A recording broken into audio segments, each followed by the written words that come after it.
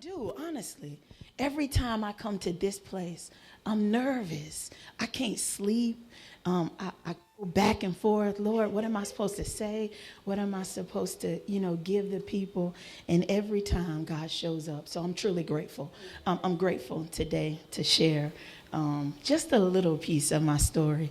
I have shared quite a few times. So I wanted to come from a different place this morning. And I know that the topic is strive and thrive, but I want to take you back to where it all started and to give honor to those who strived so I could thrive. You hear me what I said? I'm going to give honor to those who strived so I could thrive. Okay? And that starts with legacy. We always say Rice's legacy, and other people always say their legacy. Legacy is what we live and what we pour into the world each day. Legacy is our presence, our purpose, how we walk from day to day. No matter who you are and what you do in this earth, you have purpose, and every step that you take builds onto your legacy. So I want to start, and I got some notes, but I wanted to just speak from my heart. So if I go back every now and again and look at the notes, it's because I just don't want to forget. I'll speak to some of my family who's here. So it doesn't mean that if I don't call their name that they didn't have a part in this legacy. It's just for the sake of time. I'm going to start with my grandfather. And I'm going to go down just a little bit down memory lane because I'm speaking from a little girl, right? So I was in the house with them because my parents were young. They were doing their thing, taking care of me. So most of the time I was at my grandparents' house, and I thought Cookie was my sister. And at my grandparents' house, a lot of people would come and go all the time. There were grandchildren. There were people who had to come back and live there at times.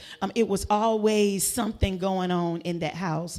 And it was where I learned, where I became, and I may not have understood then as a little girl, but though in that house is what made me who I am today. Learning, watching, seeing, and taking in all those things that I saw them do prepared me for this journey that I'm on today. So my grandfather, a tough man. I mean, he was big to me. He seemed like a giant.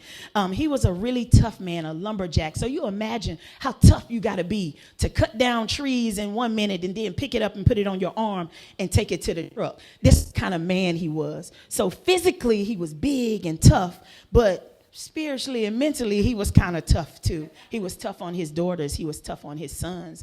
And he was tough on us just by the nature of who he was. I can recall one day I was sitting at the kitchen table, and my grandmother would always be cooking. She would have a stool by the stove. So whether it was bread, sometimes it would be dinner or breakfast or whatever it was, she was always preparing. And one day he came into the house, and he had a T-shirt wrapped on his head. And he walked into the house, y'all, and he sat down at the table, and he said, now I'm sitting at the table, and I'm looking like, he said, Maddie, in a calm voice, turn the stove off. I need you to take me to the hospital. Now, I'm a little girl, and I'm looking at him. He got the T-shirt wrapped around his head.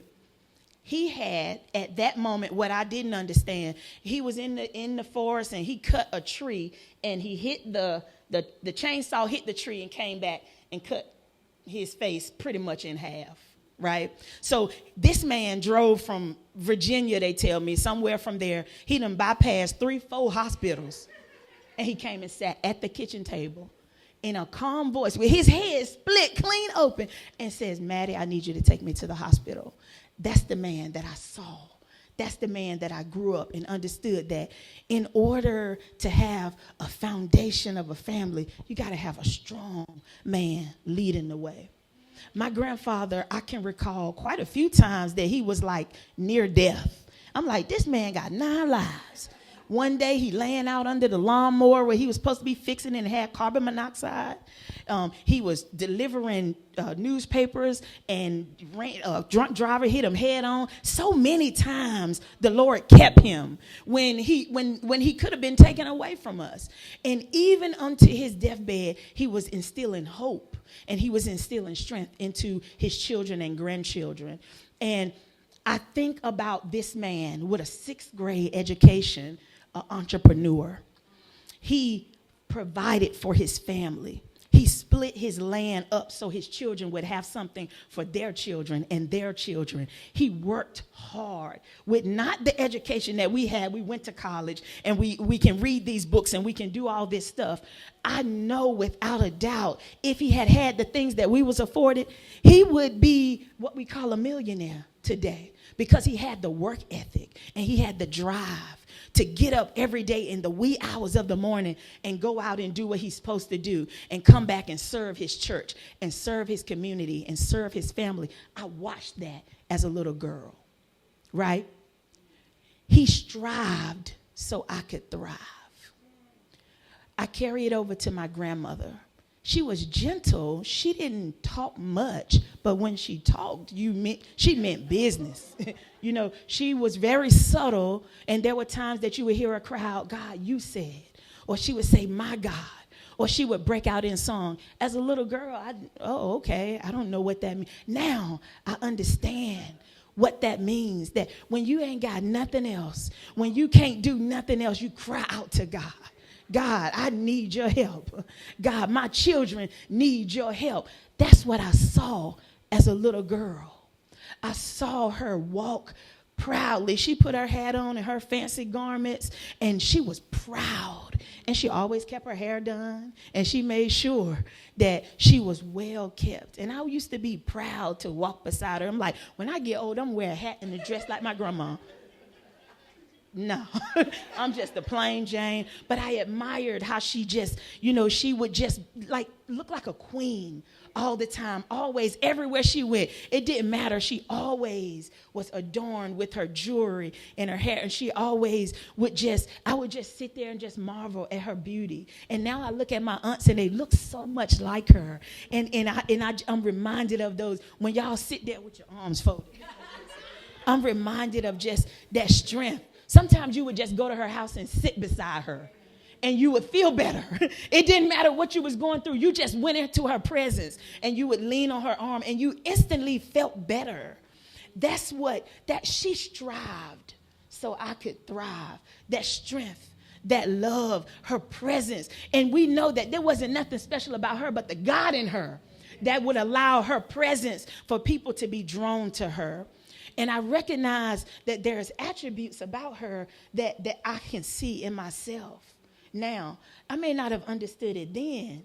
And even now I have my moments. But when people say something to me and I think, oh, wow, they said that to me, or I had that impact on their life. And I'm reminded that I ain't special, but it's what I saw. It's what was put into me, right? When you have a foundation, and we're looking at our little kids here, the ones that are under us and the ones that may never come to church. They may never know the story of the people in the Bible, but they know you. They know a Crystal. They know a Tanya. They know a Maddie. And I'm going to go down memory lane of what you all meant to me along the way, how you strived so I could thrive. I remember years ago, we would get in on Lily's car. I think it was like a little hatchback car. And we would actually sit in the back. And I'm sure that was pretty dangerous, going from North Carolina to New Jersey in the back of the little hatchback part. Back then, you didn't have to wear a seatbelt. So, we would pretend it was a spaceship. And, they had chicken and stuff. And, it was just, that was love. That's what we knew. It's like, ooh, we going to New Jersey. Like, oh, my God, we're like fried chicken and loaf bread, But I remember, my two aunts that lived there. Aunt Mary, who carries such a powerful anointing, even to this day, her presence, that same presence that her mother has, she has. You probably can go right back there now and sit beside her and just feel the love of God that comes from her. I can remember as a little girl, her sweet spirit, the anointing that when you walked into a room, and I'm not sure if it was your 50th birthday party, but we surprised you and you walked into the room and you were so overwhelmed with joy and love for seeing your family, you broke out in song. So Keidra, song. You don't know what you break off of people when that sound, a sweet sound to God. My son broke down when you cried and he was boo-hooing. So you don't know the sound that you carry that allows things to break off of others. So I thank God for your obedience today. I thank God for your press today because that sound blessed us. But my Aunt Mary, she would sing a sweet voice, and it would just encourage us so much. And if you were fortunate enough to stay at her house, because we always had to stay at either Aunt Maddie or Aunt Mary, she would serve you. They would get up and fix this big old grand breakfast, and you would just, it was just like something. I'm like, as a little girl, you'd be like, wow, this is like, you would just serve. So from as far as I can remember, my family has taught me to serve. My family has taught me, to honor those who are in your presence. And I'm grateful for you, Aunt Mary. You strived so I can thrive.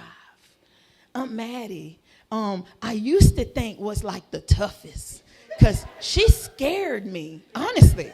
And I think quite a few, and not her as her presence, but her love for God and how she would, her presence would convict you. If you weren't in right standing, oh, baby, you was going to get in right standing. She would always say, love God, live holy, live right, do right. If you had a bottle or something, some of my older cousins, she'll look at them and they would go outside like, you ain't gonna do that here. And as far as I can remember, she's always had that voice and that love for God, that to live right and live holy. And I thank you for that, because at 40, almost 41, I can look at some of my younger cousins and I have that rise up in me, that stern, love God, live God. What you doing ain't right. Do right.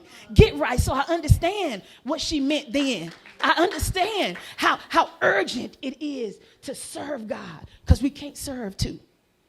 We can't serve two gods. So I thank you.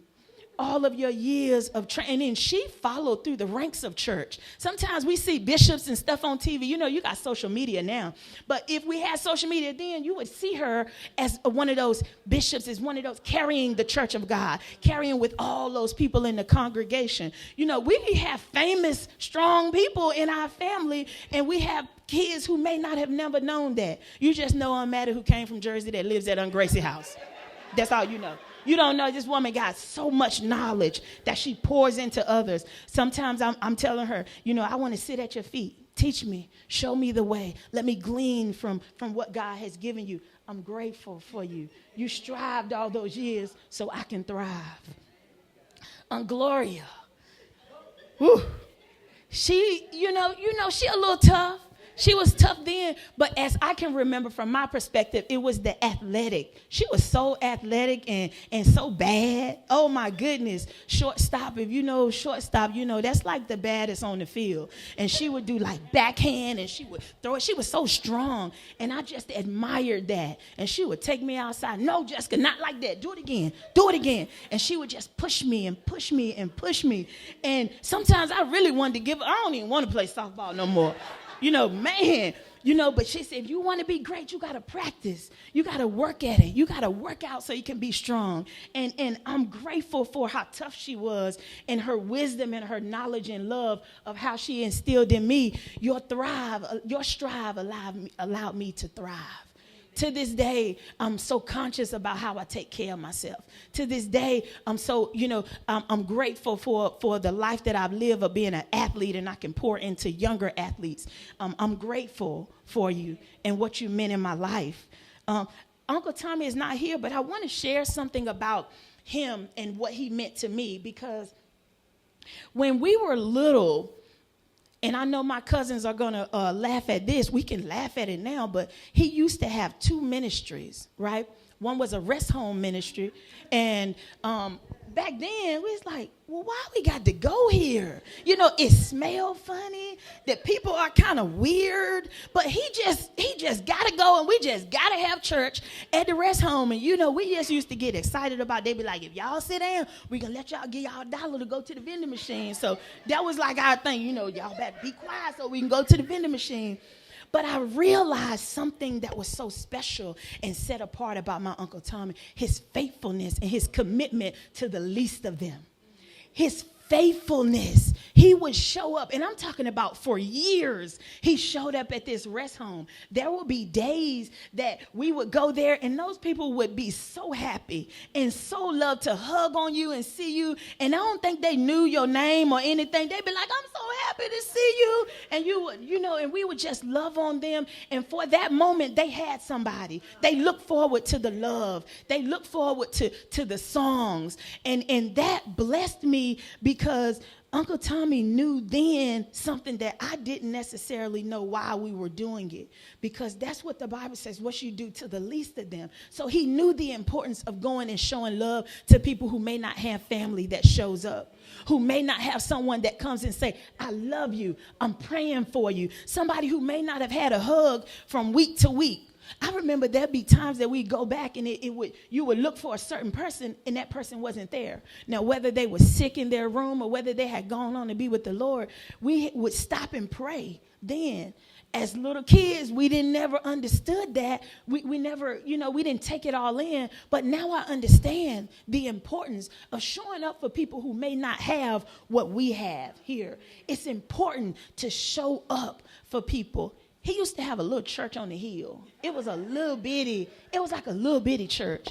And, you know, probably today, I don't think too many people would go in a place like that, you know, because it probably won't the safest. But his sisters would go in there and clean that thing up like it was the Taj Mahal. And, baby, we have church in there like it was New Birth in Atlanta. Like, I mean, we did what we did. And we would have church in there. And I remember the little lady that was there. She was so happy and so proud that people were at her church.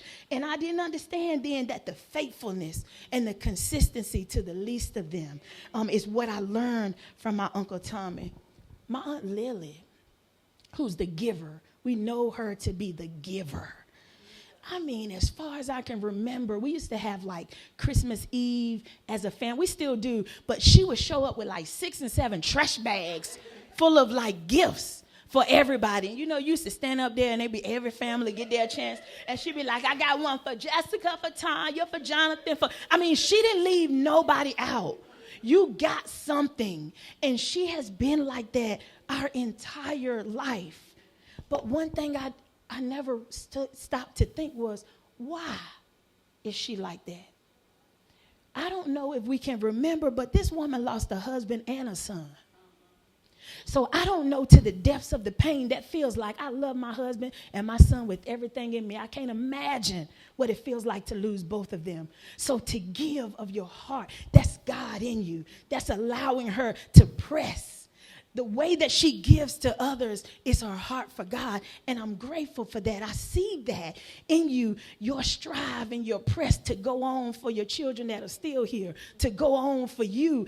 It matters. Your strive allowed me to thrive, and I'm grateful for your consistency in just giving. This woman keeps a Christmas tree up all year long, and it's got presents under it. People come to her house, she give them gifts. I mean, obviously, she got a whole bunch of gifts sitting right there beside her. I mean, it's in her, and it's a blessing. We can never stop telling the story of why people do what they do. And I know you're probably thinking, now, Jessica, you're supposed to be telling me your testimony. But I got to tell you that the Bible says esteem others higher than yourself. So before I can get to me, I got to tell you what allowed me to be here, what allowed me to thrive. It's people before me that strive so I could thrive. And it's important to never forget, so someone can continue to tell the story. Those babies back there might not never know Frank Jr. They may not never. My grandmother took care of her brother.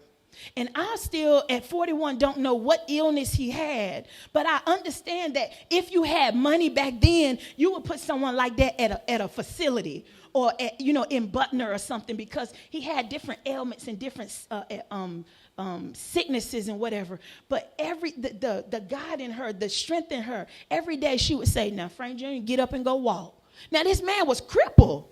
He was crippled. And she put 2x4s on the wall so he could walk. Now, imagine the strength and the heartache it would take a crippled man, a lame man, to walk and go to the kitchen so you can get your own. She kept him alive.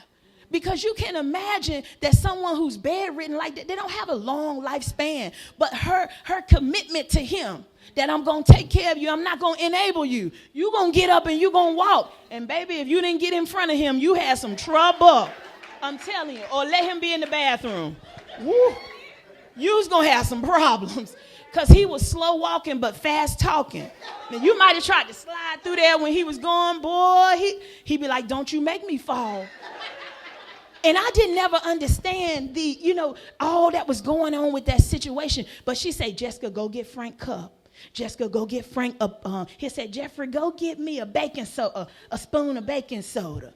Jeffrey, go get me a Pepsi. And I'd be like, why you keep calling me? And my name ain't Jeffrey. I understood then that my grandmother was teaching me that you got to serve the least of them. He can do some things, but it's some things you got to do for him. She would make him go outside and get some fresh air. He did smoke cigarettes. I don't know how healthy that was. But she made sure he had what he needed. And I watched how everyone took turns to serve him when my grandmother went on to be with the Lord. They stepped right in and they served. They took him to his appointments. They took him to church. They let people come and visit him. These are things that are instilled in us that we see that make us who we are today. We ain't nobody special, but the love of God that has come with the people before us allows us to reverence who God is in our life so we can serve and love people with that same love of God. It's a blessing. As I get to my Aunt Gracie, Lord, help me. Tanya said something that I put in here that was so important because that's what I remember as a little girl.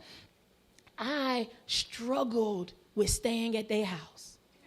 I was terrified. I was terrified of her father. He was a big guy, but he was mean. That's all I can remember. Why is he so mean to them? I didn't want to move. I would sit in the corner. Like, I don't want him to look at me or say nothing because I don't want him to get angry with me. I was terrified. And to this day, you might be called that traumatized because of the nature of what it was. My Aunt Gracie is a oppressor. She is a oppressor no matter what was. The tough life. So many seasons of God showing himself worthy in her life. A tough marriage, a teen mom, a young daughter. Even now, she's taking care of her grands and her I keep forgetting that them her great-grands. Just the nature of carrying on a legacy of love. I got to be there for these babies because who else gonna do it? And sometimes extending herself more than she needs to be able to care for others. That's what we call pressing your way. That's what we call pressing in the midst. God, give me strength. You know what I got to do. God, give me the courage to do what I got to do. And I'm grateful for that because you showed up for people when you probably couldn't show up for yourself. And I honor that because that is a gift. That when other people make choices to say, I ain't going to do it today, self-care, I got to take care of myself, and they go the other way, you keep pressing towards what God told you to do. And I'm grateful for that because that mindset allows me, even when I don't have the strength in my body, it allows me to press. So I'm grateful that your strive allows me to thrive. I love you, and I'm grateful for you. I think about my Uncle Junie. Lord have mercy. He's been the most consistent, long-standing man in my life. Like my mama said, he's been praying for me before I even knew me. And he has been there every single step of my life. My daddy is gone on, but this man is still here. I can call him He'll call me, he'll send me a word, or just knowing that he's praying on the other end. It is a blessing to me. Your consistency and your faithfulness to this family is unmatched. It's unparalleled. Even when there's 3 and 4 people in the seats, you show up and you preach like it's 1,000. And that I'm grateful for, because it teaches me, even when I'm training or I'm teaching a class, if it's one, I preach like it's 1,000, or I train like it's 1,000. I'm grateful for your consistency, for your hard work. You've been the example. You've been the example, not just as a man of God, but as a man of faith. You've been the example, and I'm grateful. I'm grateful for it. It's one of those things that, we have these moments that, yes, we give people their flowers and all of this stuff, y'all, and y'all hang in there with me. I'm going somewhere. Maddie and Seaman had to have so many children. I'm skipping through some of them, though. Don't mean they didn't mean anything to me. It just means that I want to give honor to them. My Aunt Cookie, the baby, Lord, her heart is so pure and so full of love. This woman gives. I'm talking about she gives. You may not never hear about it. You may not never, you may go to her house and you leave with bags of stuff. She's going to find something to give to you. As far as I can remember, she took care of me. I went to a different elementary school every year. And that used to trouble me because I always wanted friends and I always wanted people to like me. But when you go to a different school, your friends change. And it was I thought I had a hard childhood, but I understand that God was molding me for what he needed me to do in this season. And I'm grateful because my Aunt Cookie was there. Like I said, I told you earlier, I thought that was my sister. And she would tell me often, I'm not your sister. I'm not your sister. But the way that she loved on me and she loved on my son, and even I see her love on her nieces and nephews, the love is real. And she shows up for people in this mighty bold way, very similar to her mother. If you're in her presence, you feel her love. If you're in her house, you feel her love. And I'm grateful for you. You showed me how to love people even when they didn't love me back. You showed me how to keep giving and pouring into people even when it wasn't reciprocated. And I'm grateful for you because that gave me grit to keep pressing forward. And I love you with all my heart. I love you. When I get to Aunt Brenda, she's been an aunt to me my whole life. She's been there our entire life. Her passion for serving others.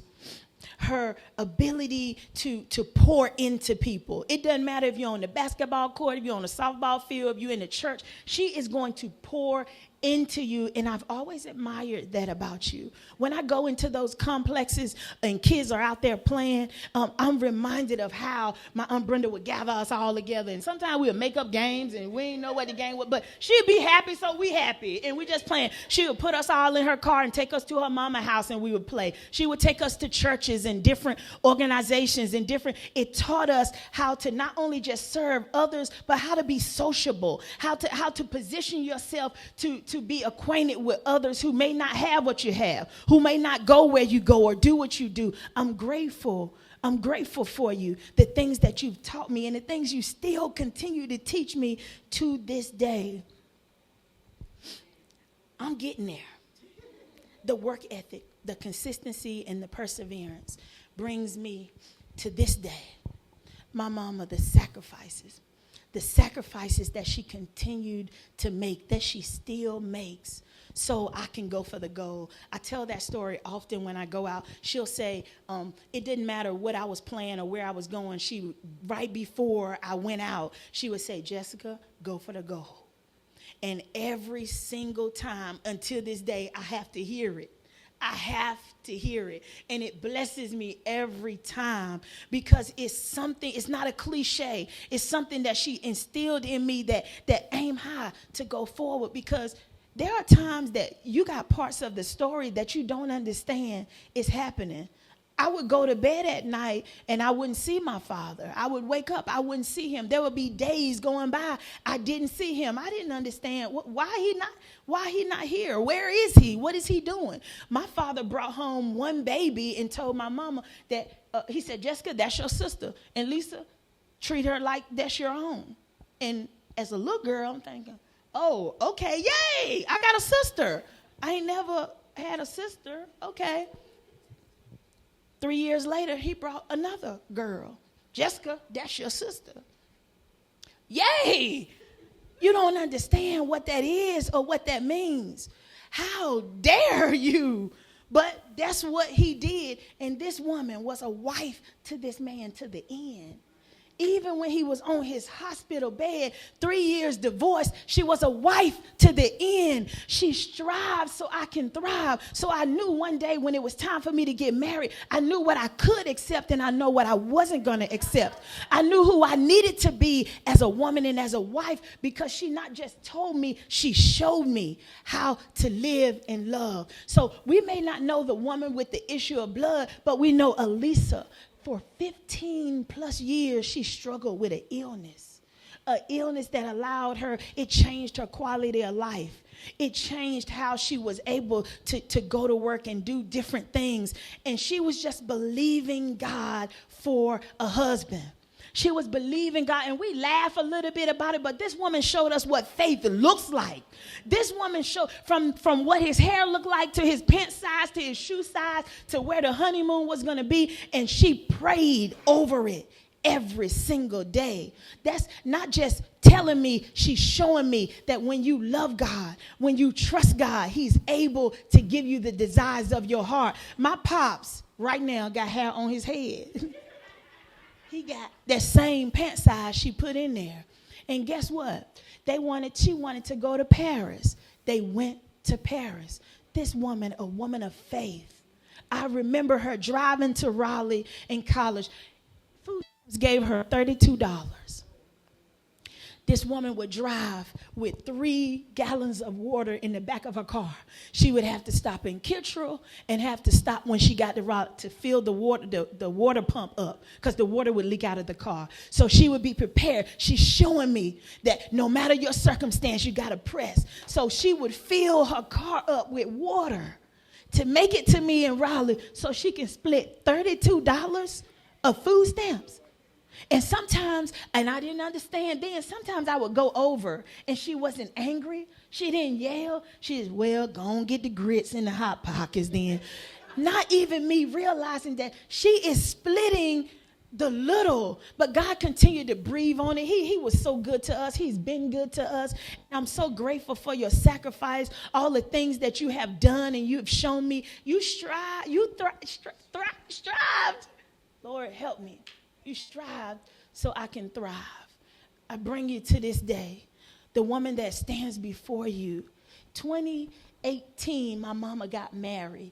And I'm telling you, I was so, that was maybe the first time that I knew, like really knew, man, God is real.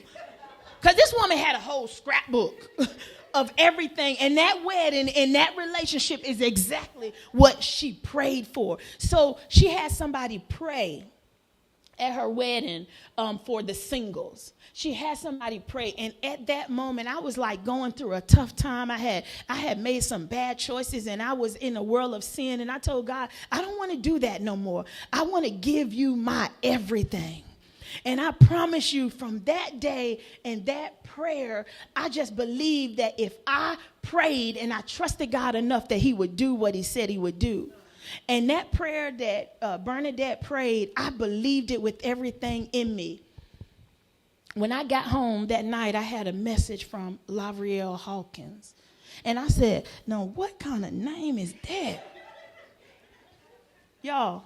Now, I don't know if you're familiar with Facebook, but you say it tells you mutual friends. We had one mutual friend. I was like, oh, I'm getting catfished. He was a handsome man. I looked at the profile, and I was like, his message was so well thought out and well written. I was like, well, he's smart. Okay. I didn't know how to say the name then. I was just like, okay, Mr. Hawkins. We had one mutual friend, and that was Thaddeus Austin, who is Sean's best friend. I didn't know at that time. But one thing I did know about Thaddeus, he was like the churchiest person I ever seen on Facebook. Like, I'm talking about churchy. And I was like, well, if that's his friend, he might be all right. So I answered the message. And that day, we talked all night long. And I knew after that conversation that was going to be my husband. In my heart, I knew I wasn't going to tell him. You know. That next day, he took me to dinner. And then when we were leaving for dinner, he said, what time is your church? And I thought, oh, Lord, you really laying it on thick. You want to go with me to church too? Oh, man. Y'all, he showed up for church on time. I got here about like 9:30. He was like, and you got to do better. You can't go to church late. I was so embarrassed. He was out there waiting for me. But I'm saying all this to say that when you know that God is the head of your life, when you trust him with everything, he will grant the desires of your heart. We were married 4 months later. To some people, that's scary. We had counseling, and we went through, the sessions, and it was just the peace of God was there. And I love this man. He provides for us. He takes care of us. I make sure I'm a good wife. I don't fry chicken every day like I should, but I make sure he has what he needs, and I'm grateful for you, Sean. I love you. He called me up one day. He said, Jessica, I need you to come and pick something up for me. And I was like, okay, whatever. I never question anything. And he comes up, and it was like a couple of days after Valentine's Day. And I'm going to say this because I was in my feelings that I didn't get no Valentine's present. I was like, I get a card or something. A couple of days later, he told me to meet him somewhere, and he said, honey, call Mr. Larry, who was our landlord. Call him and tell him that you're moving into your new house. Y'all, I could have fell out. This man, not only did he go out and pick the house, he handled everything. Now, from a little girl that watched a man didn't hardly do much of what he was supposed to do, God sent me examples and a husband that does exactly what he's supposed to do when he's supposed to do it, and I'm grateful. Your example allowed me to recognize what a good man is and what a good husband is, so I give honor to God for that. Today, all of the accolades and, all of the times that people say, gosh, Jessica, you're this and you're that and you're this, none of that really matters to me, but that God gets the glory in my life because it wouldn't be possible without him. I'm just doing what I've seen done my whole life. So you understand that my life is nothing special or all of those things that I've done, but it's just what I've seen since a little girl. So I'm just doing what they have poured into me year after year after year, serving to the least of them, bringing people together so we can go serve the seniors, bringing people together so we can go play with kids who wouldn't normally get an opportunity to go to summer camp, going to provide vouchers or money for people who don't have a home to live in, the essentials, don't have the basics, underwear, toilet paper, toothbrush, being an example in the earth of what God love is. The foundation of my family is strong. Y'all got each other. You guys taught me to go beyond the church, to go beyond 20 Big Roaring Creek Lane. And that same love that you show each other every day, I got to go out and show the world for people who wouldn't normally get that love, who wouldn't normally get that embrace. So I'm grateful for your strive because it allowed me to thrive.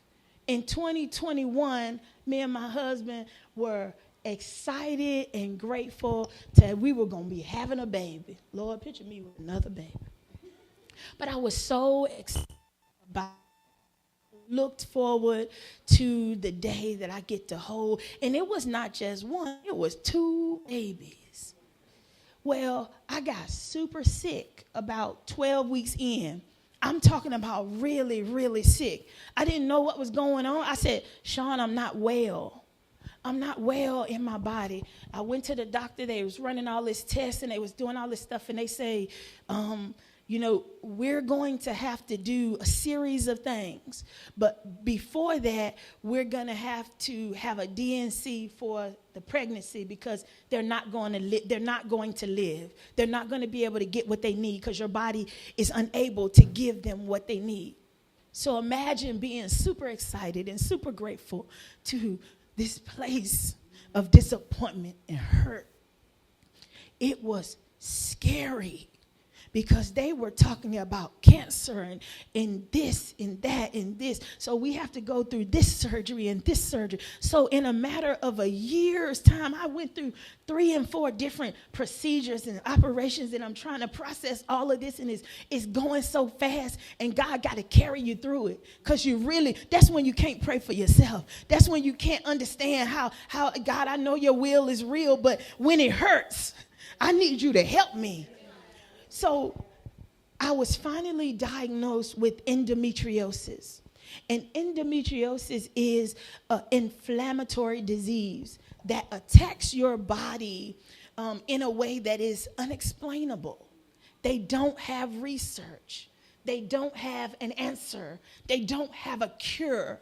And if I'm being plain, I'm going to break it down. So a woman's monthly cycle, her uterus sheds. So that's where you have the period. It sheds and it passes through the body, and that happens once a month. Well, in my body, instead of it shedding, it stays in the body. And it attaches to all of my good cells. And it becomes almost like a cancer. So it attaches to all of my good cells, and it causes them to die, or it causes them to inflame. And that's when there are days that I can't get out of the bed, and I got severe pain, and I got severe joint problems, and I got these crazy headaches. And you just got to let it pass. They give me medicine after medicine after medicine. Medicine to wake up, medicine to sustain through the day, medicine to lay down at night to sleep. Your body is just aching and throbbing, and you don't know what to do but press. And the last year or last couple of years, keep pressing, has not just become a mantra, not just become a place that provides events and health and wellness classes to my community, but it has become an opportunity for you to understand what it means to press beyond your circumstances, to press beyond your situations, to press beyond your insecurities and your shortcomings and the things that you may have or may not have. It has become an opportunity for how good God has been in my life, for you to overcome, for people to be overcome by your testimony. So I thank God for keep pressing. So when you see me out in the city, when you see me out going to different places, that I'm carrying my testimony so someone else can be overcome by the words of it, so I can instill inspiration and motivation into people, because I don't know their story unless they tell me. Everybody has a story. Everybody has a journey. So keep pressing becomes that place of refuge, that place of understanding what I know to be is God's presence. Scripture tells us to press towards the mark of the high calling. When I'm in his presence, depression can't bother me. When I'm in his presence, that sickness can't overtake me. When I'm in his presence, lack is not concerned with me. When I'm in his presence, I'm well. So keep pressing towards the mark of the high calling. When you don't feel your best, get in his presence and press your way to the high calling. When you don't have what you feel like you should have, get in his presence and know that he is who he said he is, that he has who he said, what he said he has. I started keep pressing in my living room with a tablet. I just wanted to inspire people. Now people write us checks. I'm talking about checks to serve, not checks for Jessica, but checks to serve others. And I thank God for each and every one of you, because you strive so I can thrive. So when you see me out serving, I don't have to esteem myself. I don't have to worry about my name being called. I'm esteeming others higher than myself, because I know that it was God and those before me who allowed me to do what I do. So I'm grateful. I'm grateful for you guys every single day, even the days I don't see you. I'm going to leave you with this. Don't worry about the foundation of the legacy. It's solid. The legacy that my grandmother and my grandfather has instilled in each and every one of us, it is solid. Every opportunity that you have to share it with people who don't have the opportunity, do so. Love, serve, give, be of good courage, even when you're weary, even when you can't see your way. I pray that the love, the prayers, and the servant heart that all of us in that Rice legacy have been a part of, that we will keep on loving, that we'll keep on serving, that we'll keep on praying, and we'll keep on pressing towards the mark of the high calling. Thank you, and God bless each and every one of you.